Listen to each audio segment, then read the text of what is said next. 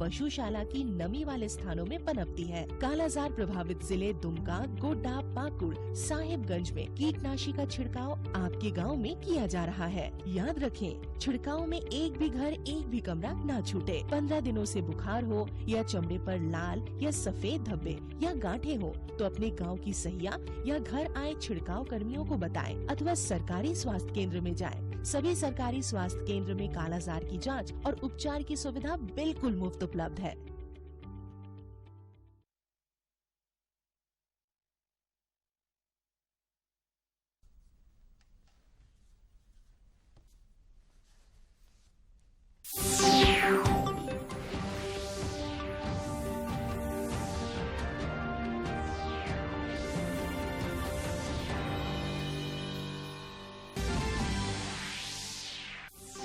प्रधानमंत्री नरेंद्र मोदी ने गुजरात में राष्ट्रीय रक्षा विश्वविद्यालय भवन राष्ट्र को किया समर्पित। गांधीनगर में रोड शो के दौरान लोगों का किया अभिवादन।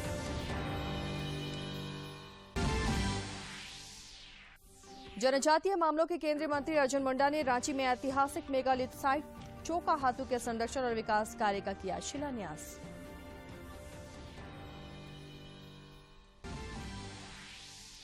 छठी जेपीएससी की संशोधित मेरिट लिस्ट जारी। नौकरी कर रहे 60 अभ्यर्थी मेरिट लिस्ट से बाहर, टॉपर भी बदले गए।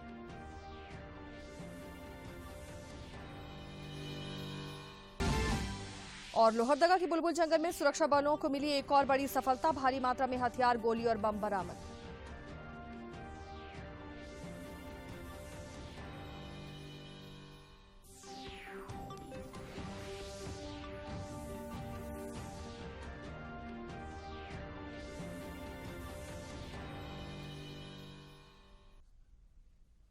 नमस्कार, खबरें झारखंड में आपका स्वागत है। मैं हूं आसिया नाज़रीन। समाचारों में आगे बढ़ने से पहले एक जरूरी संदेश। दर्शकों से अपील है कि कोविड से सुरक्षित रहने के लिए कृपया इन 4 सरल उपायों का पालन अवश्य करें।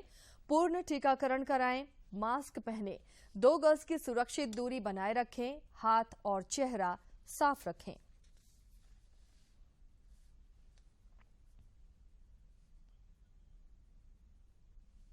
जिसका कहर संपूर्ण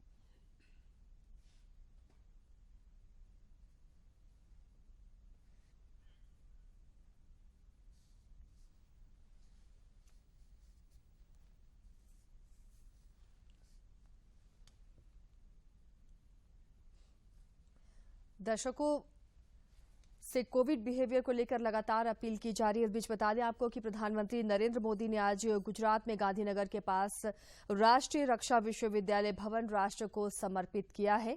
इसके अलावा प्रधानमंत्री आज शाम अहमदाबाद में सरदार पटेल स्टेडियम में राज्य स्तरीय 11वें खेल महाकुंभ का उद्घाटन भी करेंगे। तो आज प्रधानमंत्री के कई कार्यक्रम हैं। गुजरात में गांधीनगर के पास राष्ट्रीय रक्षा विश्वविद्यालय भवन राष्ट्र को समर्पित किया। इसके अलावा आज शाम अहमदाबाद में सरदार पटेल स्टेडियम में राज्य स्तरीय 11वें खेल महाकुंभ का उद्घाटन भी प्रधानमंत्री करेंगे।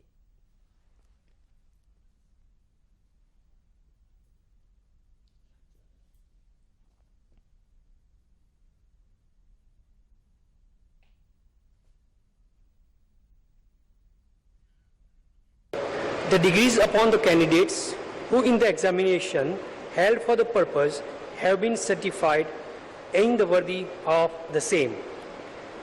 Let the candidates for degrees stand forward. I request candidates to please rise. I request all the candidates to please rise. I request all the graduating candidates to please rise at their respective places. I request all the candidates to say with me, do you sincerely? इससे पहले गुजरात दौरे के दूसरे दिन प्रधानमंत्री नरेंद्र मोदी ने road show किया और लोगों का अभिवादन किया। गांधीनगर में ये रोड शो हुआ, जहां प्रधानमंत्री ने लोगों का अभिवादन स्वीकार किया। इस दौरान लोग भी काफी प्रसन्न नजर आए। प्रधानमंत्री के अभिवादन के लिए लोगों की लंबी कतार सड़क के दोनों ओर लगी रही। और इन तस्वीरों में आप देख सकते हैं, जैसा कि हम लगातार आपको बता रहे हैं कि लोगों में एक गजब की दीवानगी है।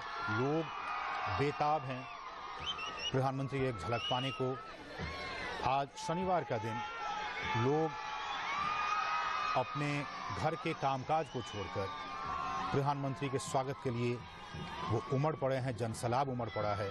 अपने तमाम ज़रूरी कामकाज को छोड़कर तमाम जो गुजरात और गांधीनगर के लोग हैं, हज़ारों लाखों की तादाद में सड़क के दोनों तरफ लोग खड़े हैं प्रधानमंत्री को अपना प्यार दिखाने के लिए, अपना प्यार जताने के लिए।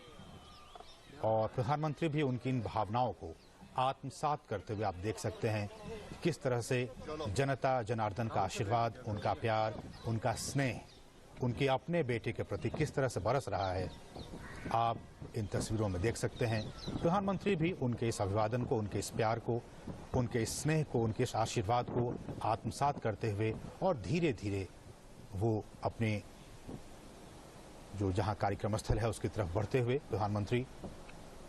और ये स्नेह, ये प्यार, ये लोगों का आशीर्वाद लगातार प्रधानमंत्री के साथ बना हुआ है। जब वो गुजरात के मुख्यमंत्री भी हुआ करते थे तब भी, और जब इस 130 करोड़ हिंदुस्तान के प्रधानमंत्री बने हैं तब भी लगातार उन तमाम करोड़ों हिंदुस्तानियों का प्यार, आशीर्वाद प्रधानमंत्री नरेंद्र मोदी के साथ।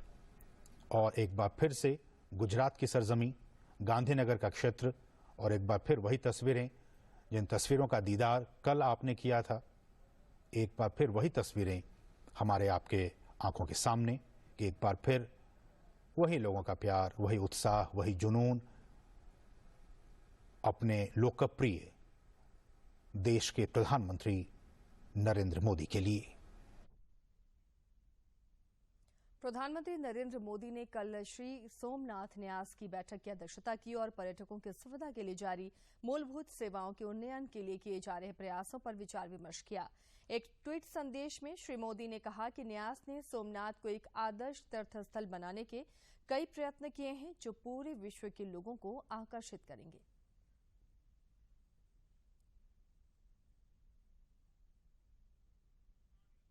जिससे तीर्थयात्रियों और पर्यटकों को लाभ होगा।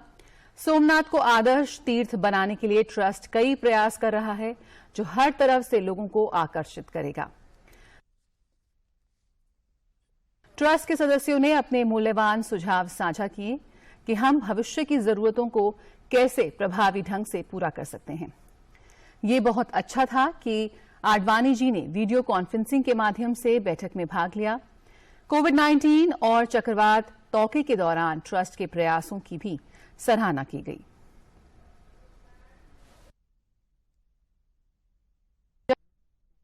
देश में पिछले 24 घंटे के दौरान कोविड-19 के 3,614 नए संक्रमितों की पहचान की गई, जबकि इस दौरान 5,185 संक्रमित स्वस्थ भी हुए।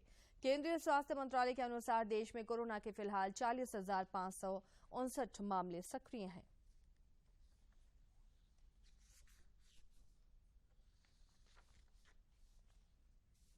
इधर झारखंड में पिछले 24 घंटे के दौरान 65 नए संक्रमितों की पहचान की गई, जबकि इस अवधि में 94 संक्रमित स्वस्थ भी हुए हैं। इसके साथ ही राज्य में सक्रिय संक्रमितों की संख्या घटकर 301 रह गई है।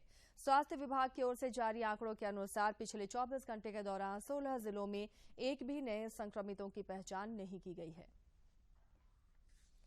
देश में कोविड के खिलाफ जारी जंग में टीकाकरण अभियान तेज गति से जारी है। केंद्रीय स्वास्थ्य मंत्रालय की ओर से जारी ताजा आंकड़े के मुताबिक देश में अब तक 1,79,91,91,00,000 से अधिक कोविड रोधी टीके लगाए जा चुके हैं।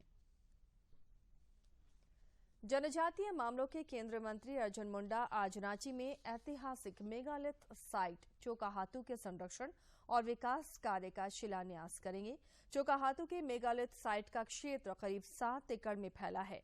इसमें करीब 7,300 पत्थर गड़े हुए हैं और झारखंड में इतने विस्तृत क्षेत्र में मेगालिथिक साइट कहीं नहीं है। यहाँ जो विशाल पत्थर रखे हुए हैं वे अधिकांश लाइमस्टोन और ग्रेनाइट हैं। मेगालिथ ऐसे बड़े पत्थर या शिला को कहते हैं जिसका प्रयोग किसी स्तंभ, स्मारक या अन्य निर्माण के लिए किया गया हो।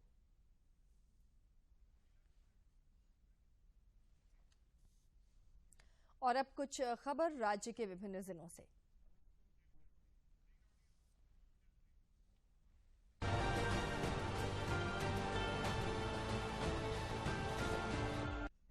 पश्चिमी सिंहभूम के उपायुक्त अनन्य मित्तल की अध्यक्षता में स्वच्छ भारत मिशन के तहत बैठक हुई।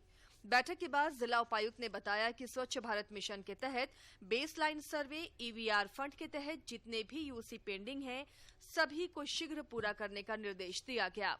पश्चिमी सिंहभूम के उपायुक्त संदीप सिंह ने कल जिले के विभिन्न क्षेत्रों से आए लोगों की शिकायतें सुनी तथा उसके निष्पादन के लिए संबंधित पदाधिकारी को निर्देश दिया।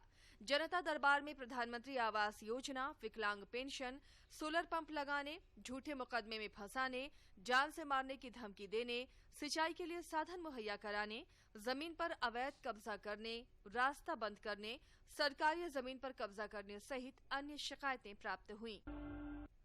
पश्चिमी सिंहभूम के चक्रधरपुर में जिला बाल संरक्षण इकाई और सेव द चिल्ड्रन संस्था द्वारा आयोजित कार्यक्रम में बाल संरक्षण प्रणालियों को ग्राम स्तर तक विकसित करने पर चर्चा हुई। जिला बाल संरक्षण पदाधिकारी पुनीता तिवारी ने बताया कि सेव द चिल्ड्रन द्वारा समय समय पर मानचित्रण कर कमजोर वर्ग के जोखिम वाले बच्चों को चिन्हित कर लाभ दिया गया है। पश्चिमी सिंहभूम जिला मुख्यालय चाईबासा स्थित औद्योगिक प्रशिक्षण संस्थान में स्वरोजगार के इच्छुक ग्रामीण क्षेत्र के अभ्यर्थियों के लिए एक कार्यक्रम आयोजित किया गया। इस दौरान भारतीय जीवन बीमा निगम में ग्रामीण वृत्तिक अभिकर्ता के रूप में रोजगार पाने के अवसर के बारे में जानकारी दी गई। कार्यक्रम में बड़ी संख्या में महिलाएं भी उपस्थित थीं। आयुक्त नैन्सी सहाय ने शुक्रवार को अपने कार्यालय कक्ष में जनता दरबार का आयोजन किया। जनता दरबार में जिले के कई गांवों के लगभग 1 दर्जन से अधिक लोगों ने अपनी समस्याओं से उपायुक्त को अवगत कराया। मंत्रिमंडल निर्वाचन विभाग द्वारा हजारीबाग समेत राज्य भर के सभी जिलों के उप निर्वाचन पदाधिकारी के साथ वेबिनार के माध्यम से निर्वाचन प्रक्रिया में महिलाओं की सहभागिता बढ़ाने के लिए सेमिनार का आयोजन किया गया। मुख्य निर्वाचन आयुक्त के रवि कुमार, मुख्य कार्यकारी अधिकारी Jharkhand state livelihood promotion society Suraj Kumar के नेतृत्व में वेबिनार का आयोजन किया गया। धनबाद के उपायुक्त संदीप सिंह ने जनता दरबार में जिले के विभिन्न क्षेत्रों से आए लोगों की शिकायतें सुनी और उसके निष्पादन के लिए संबंधित पदाधिकारी को निर्देश दिया। आजादी का अमृत महोत्सव के उपलक्ष्य में DBMS college of education Jamshedpur तथा ABM कॉलेज जमशेदपुर के संयुक्त तत्वावधान में 2 दिवसीय अंतर विषयी सेमिनार का आज से शुभारंभ हुआ। पूर्वी सिंहभूम के उप विकास आयुक्त प्रदीप प्रसाद द्वारा वीडियो कॉन्फ्रेंसिंग के माध्यम से सभी प्रखंड विकास पदाधिकारी के साथ मनरेगा एवं प्रधानमंत्री आवास योजना ग्रामीण की समीक्षा बैठक की गई। बैठक में प्रखंड कार्यक्रम पदाधिकारी मनरेगा, प्रखंड समन्वयक प्रधानमंत्री आवास योजना ग्रामीण तथा जिला स्तरीय मनरेगा एवं प्रधानमंत्री आवास योजना ग्रामीण की टीम उपस्थित थी। पूर्वी सिंहभूम जिले के मूसाबनी प्रखंड सभागार में पेयजल एवं स्वच्छता विभाग की ओर से जल जीवन मिशन और जल गुणवत्ता की निगरानी तथा अनुश्रवण विषय को लेकर 1 दिवसीय कार्यशाला का आयोजन किया गया। मौके पर वक्ताओं ने कहा कि शुद्ध जल से मानव शरीर का मन, तन और मस्तिष्क का उत्तम विकास होता है।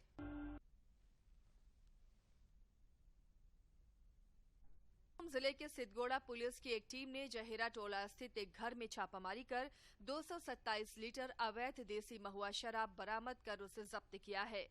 मौके से पुलिस ने 2 लोगों को गिरफ्तार भी किया है।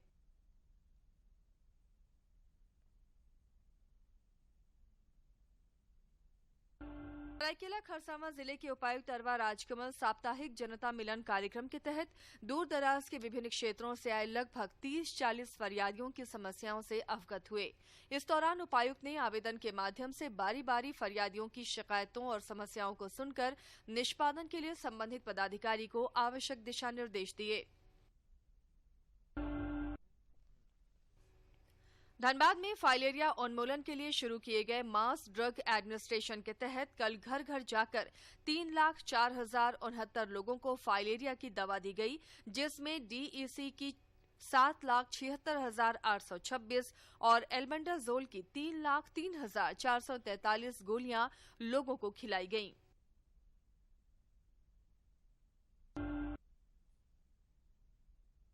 धनबाद के उपायुक्त संदीप सिंह की अनुशंसा पर तीरंदाजी उपकरण खरीदने के लिए पाथरडीह की ज्योति कुमारी और मधु कुमारी तथा जोरा पोखर के मोहम्मद आदिल को 2.5 लाख रुपए की वित्तीय सहायता प्रदान की गई है। तीनों खिलाड़ियों के तीरंदाजी उपकरण क्षतिग्रस्त हो जाने पर मुख्यमंत्री ने तीनों खिलाड़ियों के लिए तीरंदाजी उपकरण उपलब्ध कराने में आवश्यक कार्रवाई करने का निर्देश दिया था।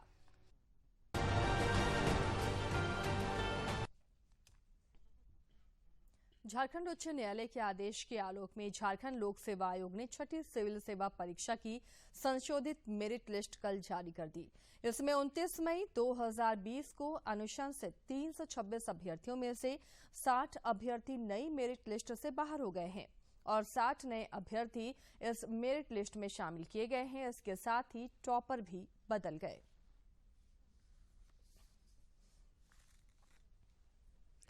केंद्रीय माध्यमिक शिक्षा बोर्ड सीबीएसई ने 10वीं और 12वीं कक्षा की दूसरी बोर्ड परीक्षा की तिथियां जारी कर दी हैं। बोर्ड ने बताया है कि बोर्ड परीक्षा 26 अप्रैल से शुरू होगी और 15 जून को समाप्त होगी। महामारी के दौरान विद्यार्थियों की पढ़ाई के नुकसान को ध्यान में रखते हुए बोर्ड ने दोनों कक्षाओं के लिए लगभग सभी विषयों में 2 परीक्षाओं के बीच अधिक अंतराल रखा है। डेट शीट तैयार करते समय जेईई मेन सहित प्रतियोगी परीक्षाओं का भी ध्यान रखा गया है। होगी और 15 जून को समाप्त होगी। महामारी के दौरान विद्यार्थियों की पढ़ाई के नुकसान को ध्यान में रखते हुए बोर्ड ने दोनों कक्षाओं के लिए लगभग सभी विषयों में 2 परीक्षाओं के बीच अधिक अंतराल रखा है। डेट शीट तैयार करते समय जेईई मेन सहित मैट्रिक और इंटर की परीक्षा से पहले विद्यार्थियों का सही ढंग से मूल्यांकन हो सके और जिले का रिजल्ट 100% हो, इसे देखते हुए कोडरमा में प्री बोर्ड एग्जाम का आयोजन किया जा रहा है। उपायुक्त आदित्य रंजन की पहल पर जिले के सभी सरकारी स्कूलों में 10वीं और 12वीं के विद्यार्थियों का प्री बोर्ड टेस्ट लिया जा रहा है ताकि छात्रों की कमी को दूर किया जा सके।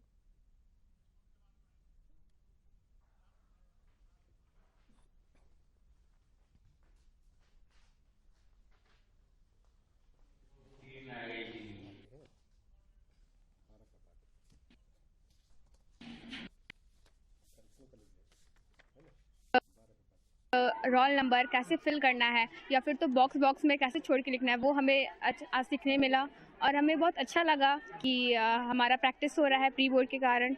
और 10 दिनों के बाद हमारा एग्ज़ाम है, फाइनल एग्ज़ाम, तो इसके कारण हमारे बहुत अच्छी तरह से प्रैक्टिस हो रही है। जो कमी थी वो कैसे दूर होगी बोर्ड परीक्षा के पहले, कैसे दूर होगी? यही प्रैक्टिस के शिक्षा का स्तर है, जो एक्सपोजर का स्तर है, जो एक बोलचाल की शैली है, इंग्लिश के प्रति जो डर है, मैथ्स के प्रति जो डर है, इन सब पर हम लोग लगातार जिला प्रशासन काम कर रहा है। इसी के तहत हम लोग एक प्री बोर्ड की परीक्षा एकदम जो सरकार का निर्देश है, राज्य सरकार का भी, माननीय मुख्यमंत्री जी का भी जो निर्देश है, उसके आलोक में ही कर रहे हैं। बस एक चीज़ है कि हम लोग इसको सेंट्रलाइज्ड तरीके से कर रहे हैं। एक ही जगह क्वेश्चन पेपर छप रहा है, प्रॉपर एक शेड्यूल बन के कि किस तारीख को किस सब्जेक्ट का कितने बजे क्लास शुरू होगी वो हो रहा है। साथ ही साथ एग्जाम के तुरंत बाद एक प्रॉपर डिस्कशन सेशन सभी बच्चों के साथ टीचर्स को करना है। लोहरदगा जिले के बुलबुल जंगल में सुरक्षा बलों को ऑपरेशन डबल बुल में एक और बड़ी कामयाबी मिली है। जिले के जोबांग और पेशरार जंगल से महिला सुरक्षा बलों ने भारी मात्रा में नक्सलियों द्वारा छिपाए गए हथियार और विस्फोटक बरामद किया है। इसमें कार्बाइन, मशीन गन, राइफल और सैकड़ों कारतूस शामिल हैं। इससे पहले भी इलाके में सर्च ऑपरेशन के दौरान पुलिस को बड़ी सफलता हाथ लगी थी। और चलिए आपको सीधे लिए चलते हैं गुजरात के गांधीनगर, जहां प्रधानमंत्री नरेंद्र मोदी राष्ट्रीय रक्षा विश्वविद्यालय को आज राष्ट्र को समर्पित किए हैं और वहां मौजूद लोगों को संबोधित कर रहे हैं। आज एक और पावन अवसर है। आज के ही दिन नमक सत्याग्रह के लिए इसी धरती से दांडी यात्रा की शुरुआत हुई थी। अंग्रेजों के अन्याय के खिलाफ गांधी जी के नेतृत्व में जो आंदोलन चला, उसने अंग्रेजी हुकूमत को हम भारतीयों के सामूहिक सामर्थ्य का एहसास करा दिया था।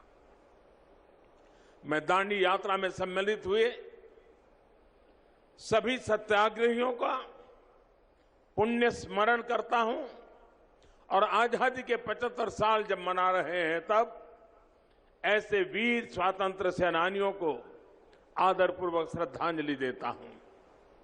साथियों, आज का दिन स्टूडेंट्स, टीचर्स, पेरेंट्स के लिए बहुत बड़ा दिन है।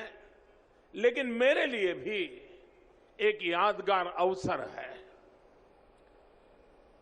जैसे अभी अमित भाई बता रहे थे,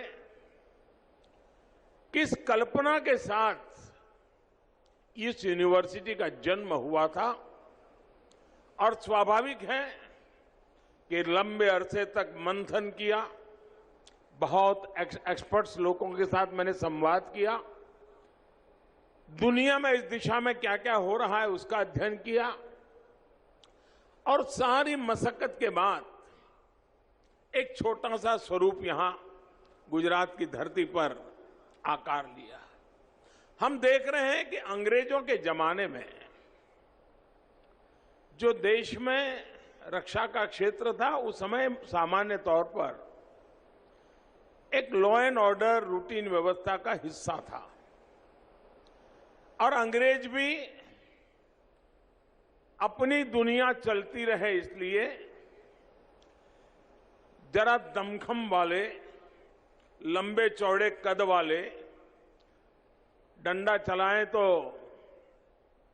सब दूर पता चल जाए कि वो क्या है, इस इरादे से लोगों को रिक्रूट करते थे। जो रेशियल मासेस थे, कभी उसमें से चुनौती करते थे, और उनका काम भारत के नागरिकों पर डंडा चलाना, यही एक प्रकार से उनका काम था, ताकि अंग्रेज सुख चैन से अपनी दुनिया चला सके। लेकिन आजादी के बाद उसमें बहुत रिफॉर्म्स की आवश्यकता थी, आमूलचूल परिवर्तन की आवश्यकता थी।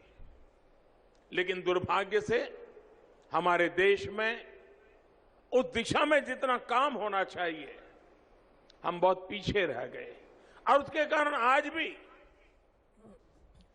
सामान्य जो परसेप्शन बना हुआ है, वो परसेप्शन खास करके पुलिस के संबंध में, ये परसेप्शन ऐसा बना हुआ है कि भाई उनसे बच के रहो, इनसे जरा दूर रहो। यूनिफॉर्म पे हमारे देश में सेना भी है, लेकिन सेना के लिए परसेप्शन क्या है, कहीं कोई संकट की घड़ी है और दूर से भी सेना दिखाई दे तो उसको लगता है कि अब तो कोई संकट नहीं है, ये लोग आ गए हैं। एक अलग परसेप्शन है, और इसलिए आजादी के सफर की आज की कड़ी में जानते हैं ब्रिटिश राज की नींव हिला देने वाले दांडी मार्च और यशवंतराव चौहान के बारे में।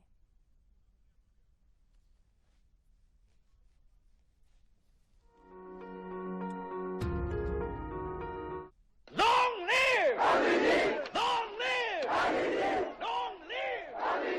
12 मार्च वो ऐतिहासिक दिन है जब महात्मा गांधी ने 1930 में दांडी मार्च की शुरुआत की थी। 1930 में 12 मार्च से 5 अप्रैल तक 24 दिन की इस पैदल यात्रा ने सविनय अवज्ञा आंदोलन की शुरुआत की। दांडी मार्च 1920 के असहयोग आंदोलन के बाद ब्रिटिश राज के खिलाफ सर्वाधिक महत्वपूर्ण आंदोलन था। ये भारतीय स्वतंत्रता संग्राम का एक निर्णायक मोड़ था।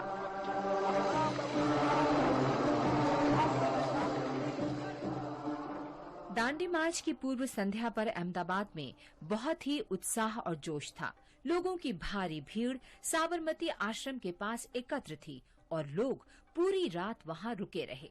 गांधी जी ने 78 लोगों का समूह बनाया। पूरे भारत के लोगों का इस समूह में प्रतिनिधित्व था। गुजरात से 31, महाराष्ट्र से 13 और संयुक्त प्रांत केरल, पंजाब और सिंध तथा तमिलनाडु, आंध्र प्रदेश, कर्नाटक, बंगाल, बिहार और उड़ीसा से एक प्रतिनिधि शामिल हुए।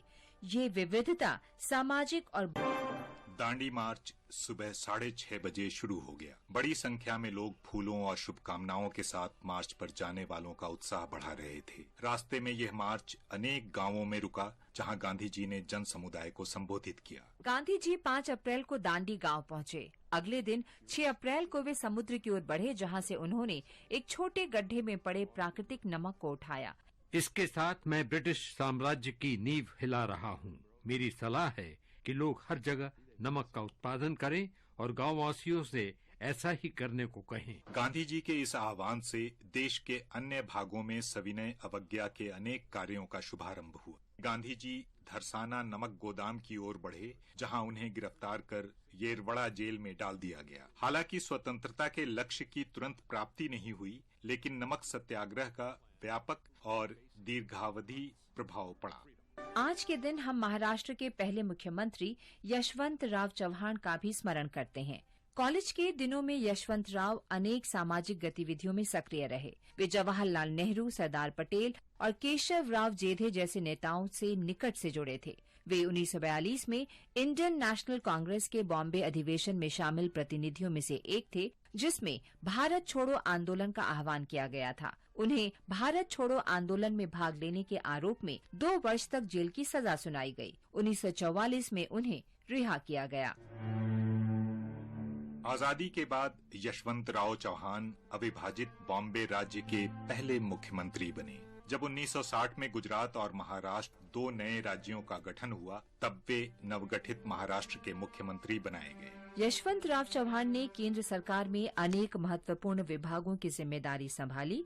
उन्होंने रक्षा मंत्री, गृह मंत्री, वित्त मंत्री और विदेश मंत्री के रूप में देश की सेवा की। वे जुलाई 1979 से जनवरी 1980 तक भारत के 5वें उप प्रधानमंत्री भी रहे। 25 नवंबर 1984 दिल्ली में दिल का दौरा पड़ने से यशवंतराव चौहान का निधन हो गया। इस महान नेता को भावभीनी श्रद्धांजलि।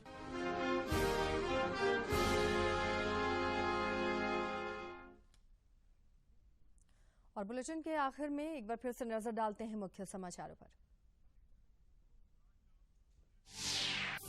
प्रधानमंत्री नरेंद्र मोदी ने गुजरात के राष्ट्रीय रक्षा विश्वविद्यालय भवन राष्ट्र में किया समर्पित। गांधीनगर में रोड शो के दौरान लोगों को किया अभिवादन।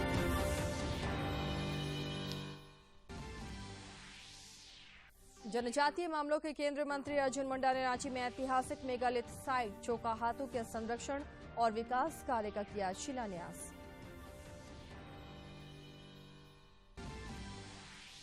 छठी जेपीएससी की संशोधित मेरिट लिस्ट जारी। नौकरी कर रहे 60 अभ्यर्थी मेरिट लिस्ट से बाहर, टॉपर भी बदल गए।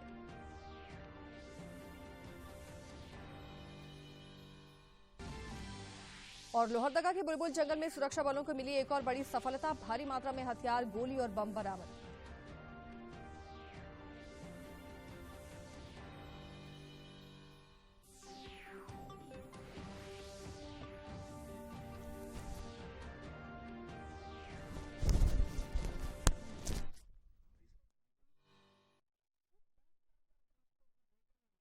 याद है ना बच्चों, 10 मार्च को राष्ट्रीय कृमि मुक्ति दिवस है।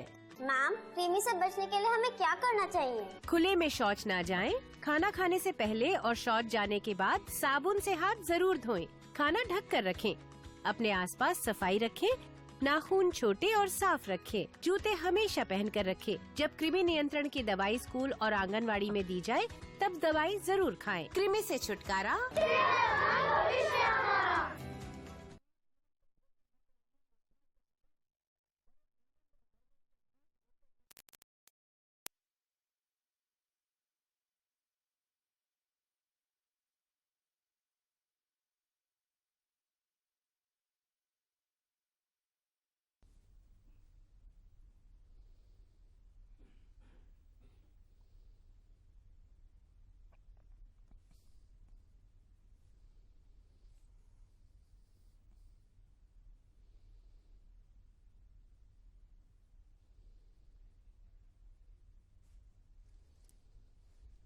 जोहार, नई बुलंदी कार्यक्रम में आप तमाम दर्शकों का स्वागत है। जिस प्रकार से विकास और तकनीकी विकास विकसित होता जा रहा है और जैसे जैसे तकनीक के द्वारा हमारा जीवन आसान होता जा रहा है, उसी प्रकार उसका एक दूसरा पक्ष भी है। कहीं न कहीं हमारे जीवन में कुछ न कुछ कठिनाइयाँ आती रहती है।